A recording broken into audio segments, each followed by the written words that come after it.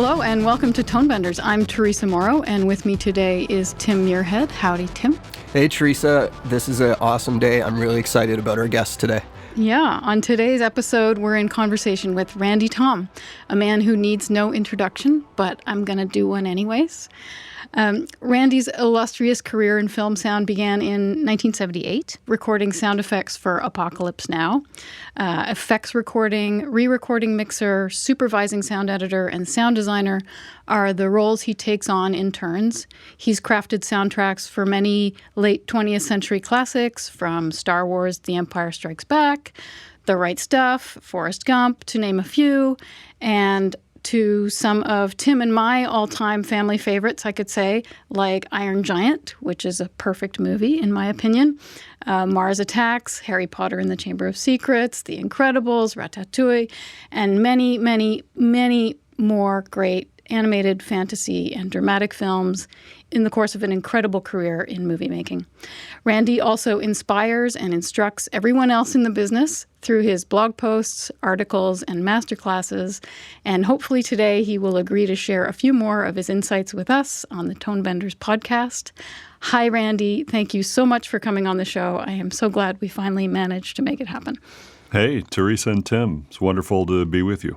Now, we've given you this exciting intro, but we've convinced you to come on the show to talk about something pretty specific, and that is spotting sessions, and really the whole process of spotting, which maybe I will ask you to define for us. What is spotting? What are you trying to achieve when you convene a spotting session? Okay. Spotting is done not only for sound, of course, but the visual effects designers spot a movie with the director. Often they spot it many times as they get more and more precise about what the film should look like. And the same thing needs to happen with sound. The easy thing to assume is that the director has in his or her head exactly what it should sound like, but in fact, nothing could be further from the truth. I've never worked with a director who knew from the beginning what the film should sound like. It's always a process of discovery. Coincidentally, as we're having this discussion, I'm going to be flying tomorrow down to Santa Barbara to spot the new Bob Zemeckis movie called The Witches. And I know very well that Bob has lots of ideas about what it might sound like, but I also know that he doesn't know exactly what it's going to sound like, and it's up to all of us to figure out together. Every movie has a sound style, just like it has a visual style, and that's something that you discover as you go along. I always say that people who don't know much about art assume that the artist has this grand vision, and then what happens after that is just the kind of perfunctory series of tasks that the artist does using the skills that they've amassed to create the final work. But in fact, it almost never happens that way. It's always about discovery, and the most interesting stuff almost always happens when you're in the process of doing it. It doesn't come out of the so-called grand vision. So in a real sense, the spotting session is the very beginning of really figuring out the nuts and bolts of what the movie should sound like. And it consists of sitting in a room and looking at whatever exists of the visuals and whatever temporary sounds have been put in at that point, and talking, very specifically about what the director wants the audience to feel and to understand in each moment of the film. And it's not always obvious. Something I'm curious about is, for example, with this meeting you're going to have tomorrow, who's going to be in the room and in what shape is the picture that you're going to be looking at? Like, what do you think you're going to be seeing? In a typical spotting session, in my experience, the director is there, the picture editor is there, and it's a funny term, picture editor. Some people think that it means, well, they're concerned with editing the visuals, but in fact, it comes from the old days of Hollywood when the picture was the movie. So the picture editor is really the movie editor and not the editor of the visuals. The sound supervisor will be there. Sometimes that person is a dialogue specialist. Sometimes that person is a sound design specialist. In my experience, usually the sound design or the sound effects and the dialogue are spotted at the same time, at least initially. So you can talk about what lines of dialogue are usable that were collected on the set when the scenes were being shot and which ones may not be usable, either for technical reasons or because the performance isn't what the director wants. Obviously, we're going to be talking about the sound effects in each sequence also. My first question, or at least my series of questions, is aimed at getting a grasp of the style that the director is after. You know from reading the script and looking at the movie what genre of film it is, but there are all kinds of science fiction films. And there are all kinds of mysteries, and there are all kinds of comedies. In some comedies, you have the license to do all kinds of crazy stylized sounds, and in some comedies, you don't. So in order to not waste a lot of time doing inappropriate sounds that the director is not interested in, it's best to get a grasp on what that style is pretty specifically very early. I don't know if you can be so blunt as to say, okay, like referring to other movies or specific scenes in other movies, like you're trying to kind of put together some pretty big ideas into a few words in those moments, right? Yeah, one of the big challenges for us sound people is that our vocabulary for describing sounds is so limited. The number of words that we have available to us to describe visual images is vast compared to the number of words available to describe sounds. So communicating about sound is always tough. It's always a challenge. Do you have any tricks?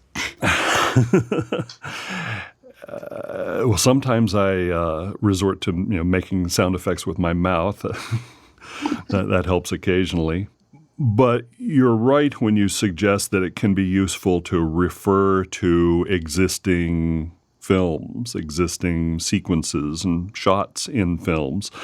One tricky thing about that is that the director, of course, never wants you to think that he or she wants to copy anything that already exists. So, if you want to make a reference to some existing film, it's usually best to say something like, I'm guessing that it should be a little bit like so-and-so, but obviously not exactly, but that's the kind of feeling that you're going for in order to not hurt the director's feelings. Yeah. So how are you actually taking the notes or recording what is discussed at the spotting session? I know that some sound people are using software to take notes for spotting. I haven't evolved in that direction yet, and neither have most of the people who I work with. We literally write things down on pieces of paper or at the most high-tech, just take notes into an iPad or a laptop. Have you ever recorded the actual spotting session, like just brought in a portable recorder and recorded it? We do, actually. We record the audio for almost every spotting session and almost every telephone call that we make with the director or the editor, just so that we don't misremember things that have been said. And it's often useful to go back to the recording and remind yourself exactly what the instructions that you got or the exact moment in the sequence that they were talking about, et cetera. I found in the past that I've done a spotting session with someone, and then during the weeks after while I'm working on it, my memory of the actual spotting session starts morphing a little bit, and that if I go back and check my notes again, sometimes I'm like, oh yeah, I sent myself on a wild goose chase somehow. So I really like the idea of actually recording the spotting session. And then someone I was talking to said they record the spotting session and then like a week later on their commute in, they just listen back to it on the way in and back out. And that kind of helps jog their memory and get back to the original intent. Yeah, I think that's a great idea. Yeah, memory, human memory is very unreliable. All of us are storytellers, and we tend to make up little stories about what we experience, and often the stories evolve in our memories and stray from what actually happened. So it's always good to have a dependable reference to the original. I'm thinking about when you go into that initial spotting session and then subsequent meetings with the director, because like music sort of lives in its own domain, sometimes you can be seen as the ambassador of sound effects when really you know so much more about the whole entirety of the soundtrack and may have opinions about how the whole soundtrack is going to come together. I think it's a great idea to have music and sound design and dialogue spotted at the same time. And we've done that on some of Bob Zemeckis' movies. For instance, Alan Silvestri and I have been there for the initial spotting. And one of the reasons that works with Alan and with Bob is that Bob is great about making decisions pretty early about which sequences are going to be mainly music-driven sequences, which sequences are going to be dialogue sequences, which sequences are going to be sound effect sequences. And he understands very well that it's silly to have all three guns firing at the same time very often. And so he's very much a believer in passing the baton, from one department to the other in the course of a sequence. So in those spotting sessions where Alan Silvestri and I are both there, we can just talk absolutely freely about, do you think it's going to be most powerful if sound effects kind of lays back in this sequence and plays a secondary role and does just enough to kind of support the action but knows that it's really going to be driven by music, or the opposite. As wonderful as the music might be in this sequence, having music there is going to mediate it in a way that might not be useful. So, for instance, the very long sequence over an hour in Castaway, where there was no music at all and almost no dialogue, Zemeckis really wanted that whole sequence to play very much like a documentary. And to have had musical score in it would have, on some level, reminded you that you were watching a movie. And so it was always his intention that there was probably going to be no music there. So the three of us have the kind of relationship that allows that discussion to happen. And, that's not always the case. Sometimes a director isn't so sure. And obviously no director is absolutely sure how every sequence in the movie is going to play before it's figured out in the end. But some directors are much less sure and much less secure about all those questions than others. And so as a fallback, basically, they very much want the score to be available with all guns firing in a given sequence and the sound of design to be the same. And those are the kinds of sequences that make us sound people cringe, both on the music side and the sound design side, because we know very well that in the end, in the final mix, it's going to be, a rough several hours or several days trying to make all of that sound coherent and meaningful and figure out how to change focus from this to that to that to that, so that it doesn't sound like you're standing next to Niagara Falls. It's just pink noise with everybody stepping on everybody else. I think that notion of insecurity is something I've heard other mixers talk about, that sometimes your director comes in with that sense of insecurity. That's the dominant mode at which they arrive at the sound department's doorstep. It's like, here's the things that aren't working, and that's going to be your job to somehow fix it. You music, you sound, go. Somehow make this better. Yeah, absolutely. And, all of us are insecure. All of us are, artists trying to be better artists. And we all, at least, the ones of us that are any good at it, often battle the feeling that we're frauds and, we're not as good at it as everybody thinks we are. And we're going to fail the next time out. And, people hire me because they think that I know exactly how to do whatever it is they want me to do. But in fact, I never know exactly how to do what they want me to do in the beginning. I've been doing this. I've been working in, professional sound for almost 50 years now. And every time I get nervous. I'm nervous about The Witches, having watched it 2 or 3 times by myself in preparation for the spotting with the director. I'm not at all sure I know how to accomplish what it seems to me needs to be accomplished in some of these sequences. But I also remind myself that I've felt that way many times before and eventually did figure it out most of the time. So there's a level of confidence that it'll happen somehow, but I'm not sure how. Do you demand to see the project on your own before you go to the spotting session? Because I've had to do some spotting sessions where I'm going in just completely blind and watching it for the first time with everyone else in the room. And that can make you quite self-conscious at the same time, because suddenly you're worrying about them looking at your reaction rather than watching the screen and paying attention for what sound needs, kind of thing.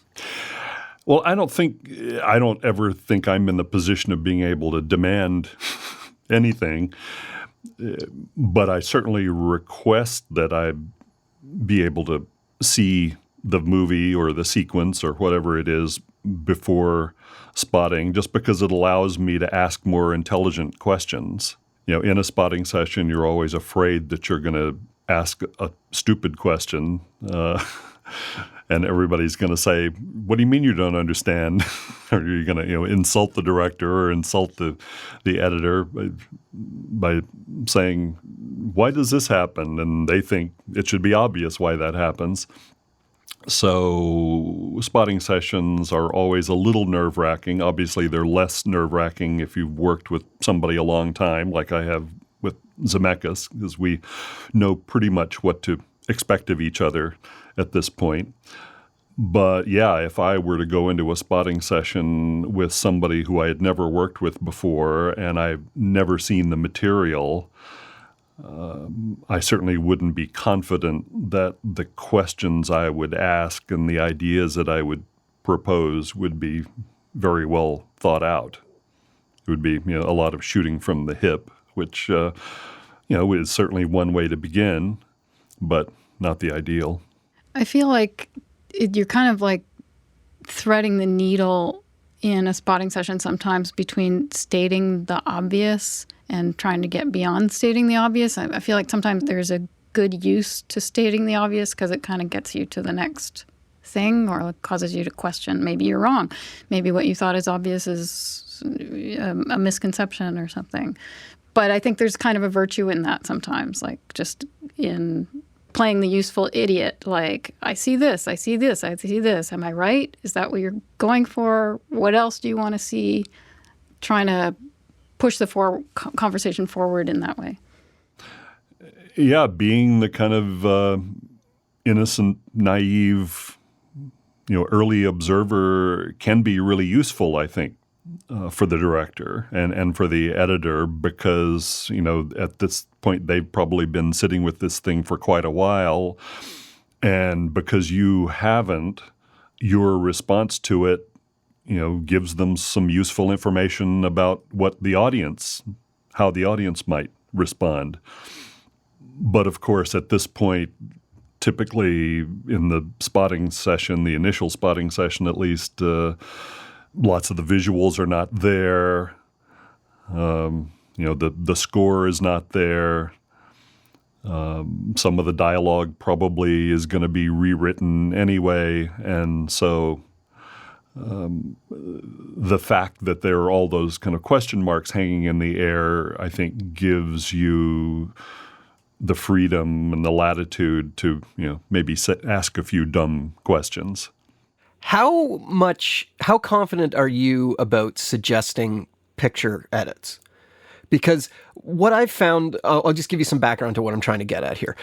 A lot of movies these days suffer from a pacing issue where, the end of the film, the big action scene, it's 25 minutes long and it's relentless for 25 minutes. And I found there's been lots of movies that after the big climax, my ears are just exhausted. And it feels like the better movies find ways within that 25-minute action sequence or whatever's at the end. For instance, Ford versus Ferrari, there's a 25-minute speed race at the end of it, and it's just a car revving engines the entire time. But they find all these really nice, 30-second, 45-second holes to pop in there so that your ears can have a moment of pause. Is that something that you discuss with the people when you're doing the spotting sessions, or are you feeling like it's locked in and you just got to make work what you're seeing? I think some things are locked in and some things are not. I usually avoid making suggestions about things that I think probably can't be changed. So, obviously it would be a big mistake to go into a spotting session and say, why did you cast him? Don't ever do that. That would be very bad. So, for anything where, the ship has sailed and, there's no chance that it can be improved upon, it would be silly to make an alternative suggestion. But I think the best directors are always looking for good ideas. In the end, the director is going to get the credit and the blame for almost everything. And so any really good, smart director, I think, wants ideas from everybody. It's typically the inexperienced and insecure directors who, want you to think that they know it all and they don't need any advice from you. And I've run into very few of those in my career, certainly none in a long time.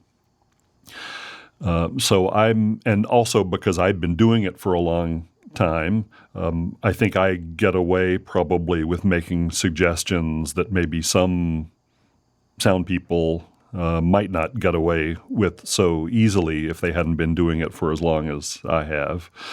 But I always encourage my colleagues and my peers to be, pretty bold about making creative suggestions.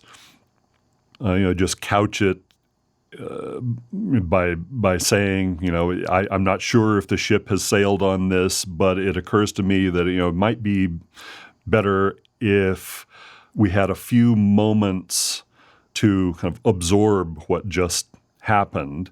And I know that I can do something with the sound in those moments that will help the audience understand what just happened.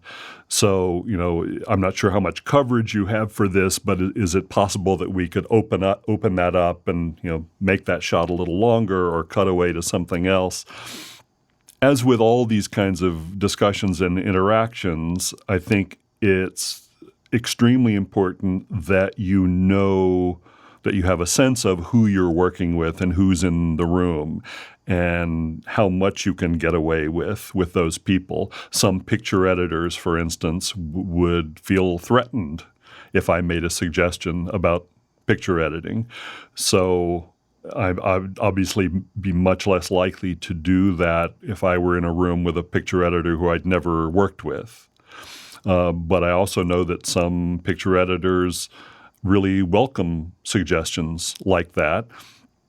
And they'll just, matter-of-factly say, well, it's an interesting idea and, we can experiment with that and see if it works, and it may or may not, and, we'll let you know.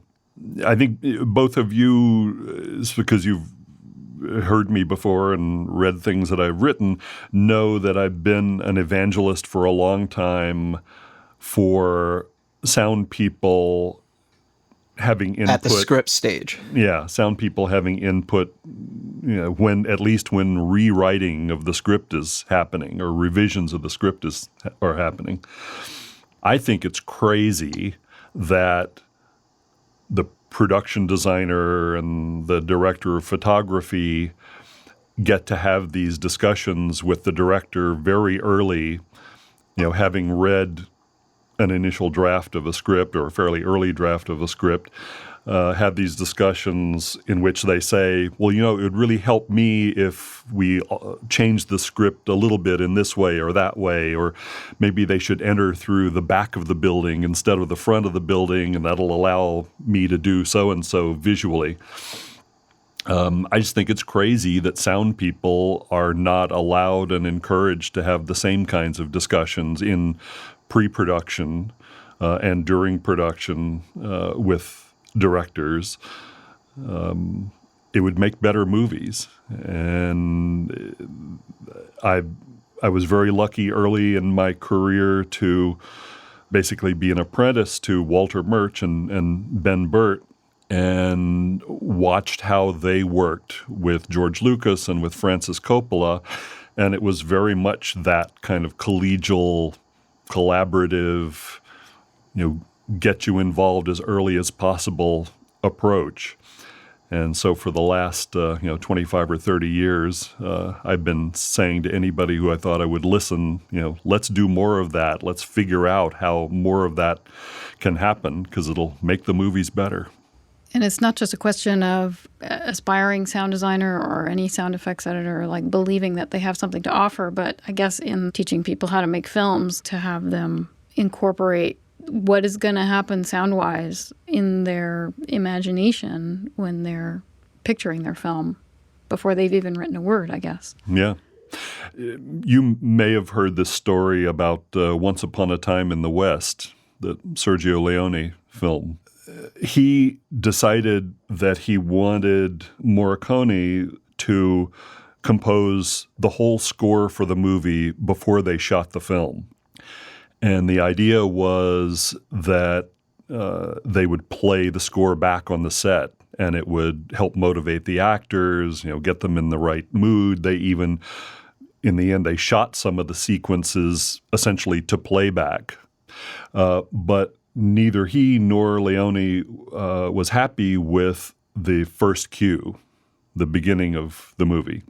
And for those who haven't seen it, it's the first scene is the title sequence is in the desert at a little way station where trains stop just to let off a passenger or two or take on a passenger or two and get water for the steam engine.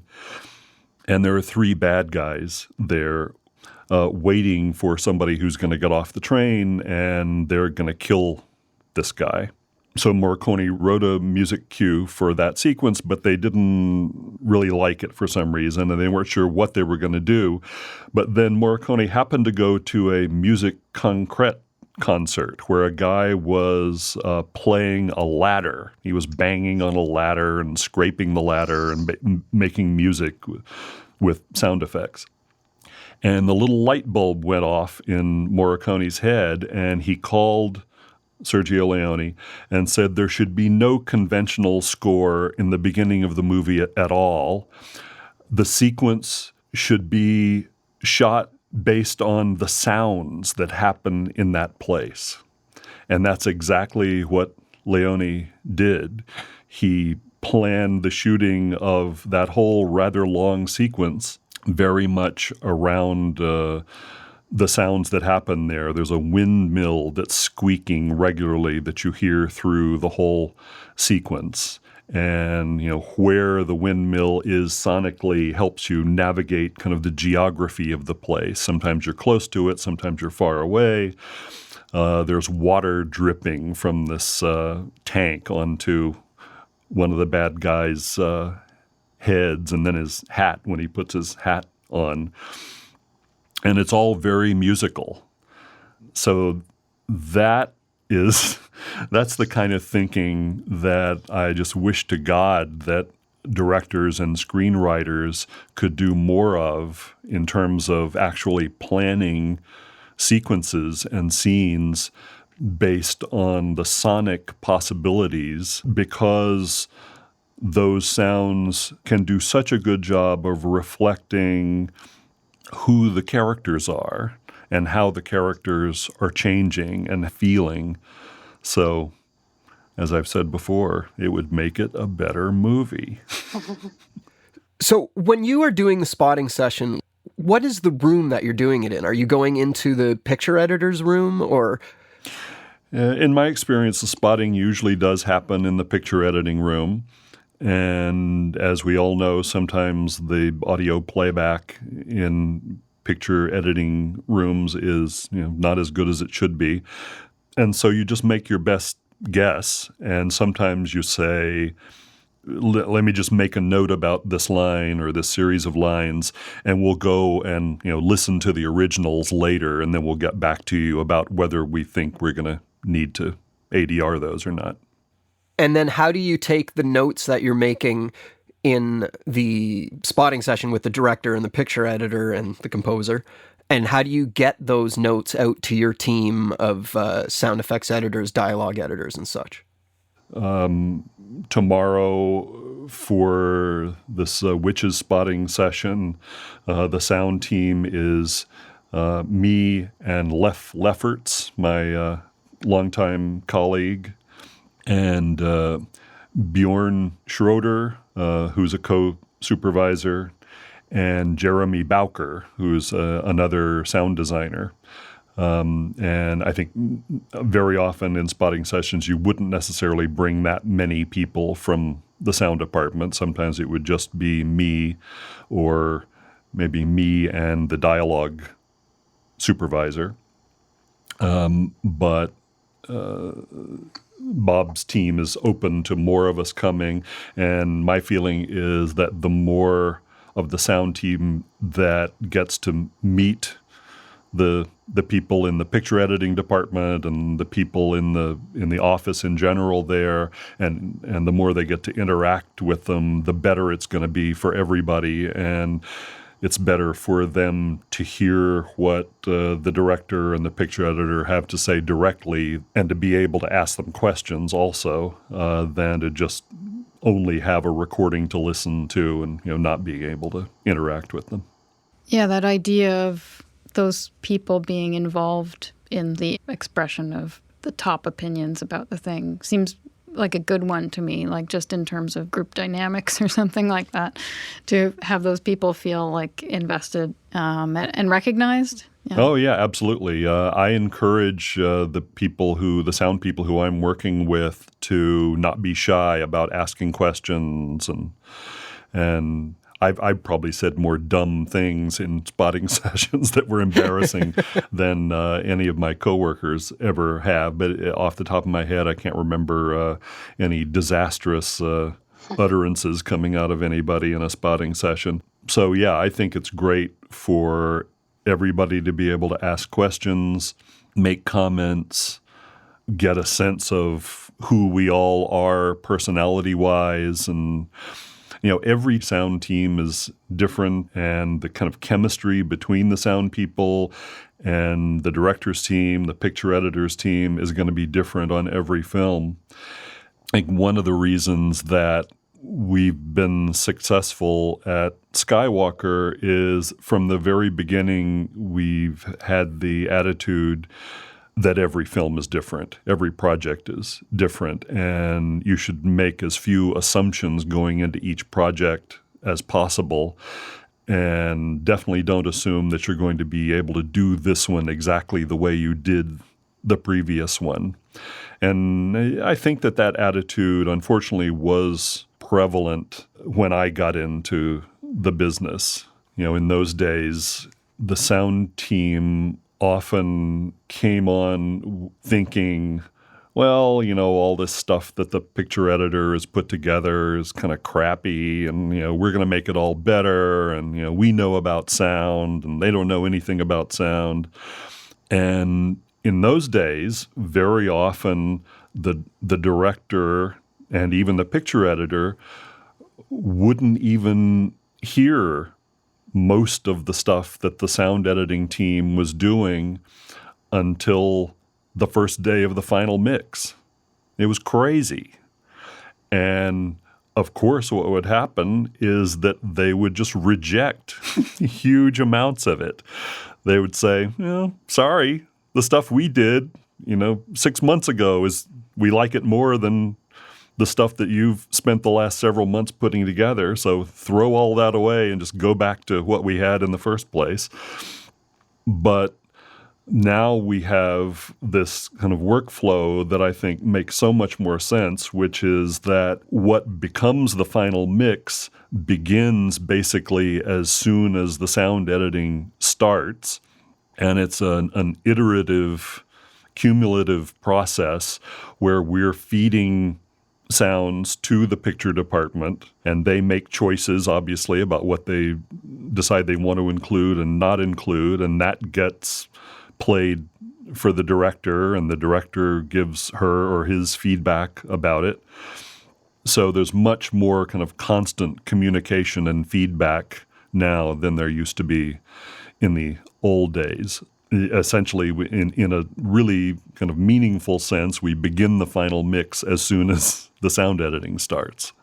So, Randy, we had Midge Costin on for an episode, and obviously she was promoting the Making Waves movie, which you are featured in, and she described the Mount Rushmore of sound pros as Ben Burt, yourself, Gary Rydstrom, and Walter Murch. So what I want you to do is cast yourself back in time before you were on Mount Rushmore and think about when you used to go into spotting sessions and you didn't have the reputation that you do now. Because a lot of a spotting session is a dance when you're dealing with a new director or a new picture editor of proving yourself to them. They don't know you, you don't know them. You're kind of trying to put a good impression through as well as getting all your spotting notes down. Have you found any tricks or best practices in these situations? I would certainly recommend watching all of the director's previous movies. I would recommend reading everything that you can find that the director has said about their approach and what they think about their own films and other people's films. I would certainly recommend, watching the movie that you're about to talk about with them, at least once, and if possible, several times. And all of that obviously informs you about who that person is and tells you at least a little bit about what they're probably trying to accomplish with the movie, and allows you to ask more intelligent questions. I have this big, deep voice which unfairly inspires confidence in people. It makes me sound like I know more than I do. So I'd also recommend that everybody have some kind of pitch controller on their voice to pitch it down an octave or two. That helps. Work on that. I don't know if it's a trick as much as something I accidentally stumbled upon, but I was spotting a movie once and I was going in blind. I had just jumped onto this film because someone else had dropped out of it. And I showed up 15 minutes early to the spotting session, and the picture editor was there, but the director wasn't. And he said, "Here's what you need to know. This is what he's like." And the picture editor gave me 15 minutes of solid gold just because I'd got there early enough and showed a bit of enthusiasm. And then when the director walked in, I said a couple things that I'd got from the picture editor, and immediately we hit it off. So that's the only thing that I've found that works really well. Yeah, obviously, anybody who you can talk to, and the picture editor is one of the people who would be most valuable for you to have an initial conversation with before you met or talked with the director. But maybe one of the producers, you could learn something from the producers about the direction that the movie seems to be going in, or what direction the director would like to take it in. Any kind of source of information you can find that would give you a vocabulary or a place to start or a kind of attitude about the project and the director is going to be useful. I should say, regarding the Mount Rushmore comment, there's so many great sound people throughout the history of movie sound that have been based in London and New York and Los Angeles and France and Italy and all over the world that I'm in awe of and truly feel that I'll never be as good as. And I just, I wish more of them could have been focused on in the movie. But I think Making Waves is the best film ever about what we do. I think it should be required viewing for everybody in the Motion Picture Academy, for instance. I think if everybody in the Academy saw it, they would have so much better a grasp of what it is we do and a better grasp also of how they could let us in to actually collaborate with all the other crafts more than we do. So we should make a deal with all of the directors. I'll watch all of your back catalog of films if you watch Making Waves before the spotting session. Sounds like a good deal to me. I have one kind of nerdy question for you. I read a couple comments that you had made about the evolution of Dolby Surround and the different Dolby formats that have come out. And I was wondering at what point in the various spotting sessions that you might have currently that you are thinking about what are you going to do with Dolby Atmos? Because I feel like everybody's kind of scratching their heads a little bit on that topic. Well, I wish directors would design some sequences around Dolby Atmos. That's what would really bring that tool to life in ways that it hasn't yet. The use of immersive sound and multi-channel sound, I think, is something that should be talked about in pre-production instead of kind of being applied as a Band-Aid in post-production. Sometimes it turns out to be a really nice, beautiful, useful Band-Aid, and sometimes not so much. I think, like any tool, Dolby Atmos can be overused. It can distract from the storytelling. I'm an old codger.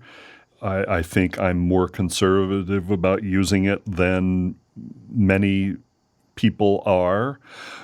But I think for certain kinds of situations, it's a wonderful tool. And as I said, I go into each film making as few assumptions as I can about what it's going to sound like. But certain films and certain sequences really lend themselves, I think, to that kind of immersive sound. Sort of related to what you were saying about how you're really manufacturing an environment with the sounds that you have. A lot of the films that you've been doing in recent years have been fantasy and animation, and I just wanted to ask you why you gravitate towards that type of film. One reason that I love working on animated films is because some of this early speculative sound work and talk about sound happens naturally on animated films in a way that it doesn't happen naturally on live action films. Because animated films, at least the American style of animation, you begin the process of making an animated film by basically creating a radio play that plays against still, line drawing, storyboards.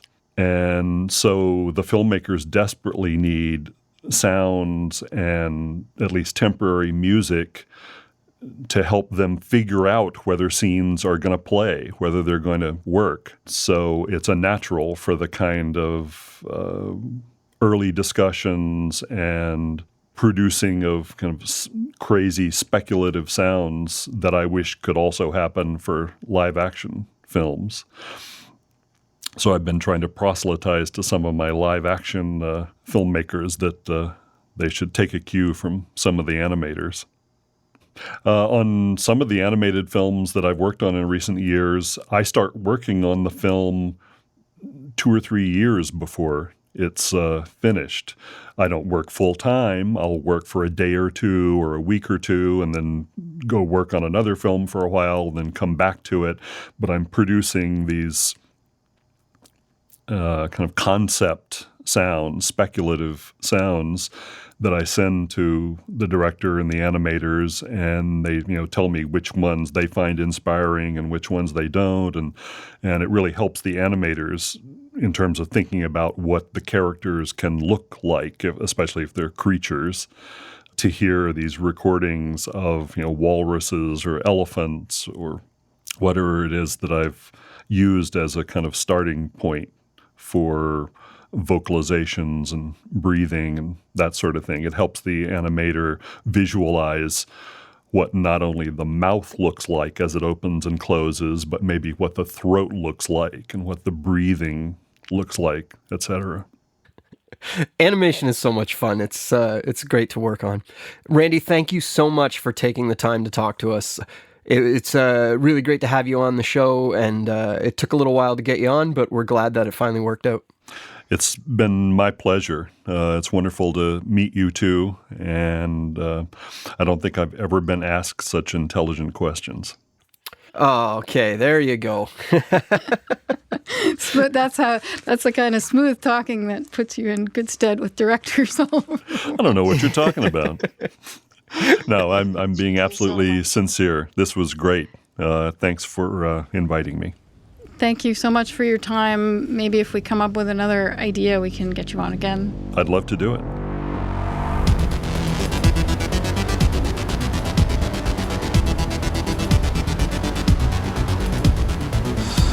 Tonebenders is produced by Timothy Muirhead, Renee Coronado, and Teresa Morrow.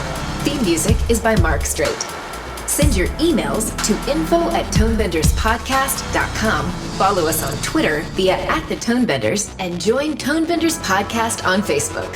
Support this podcast. You can use our links when you shop with Amazon or B&H, or leave us a tip.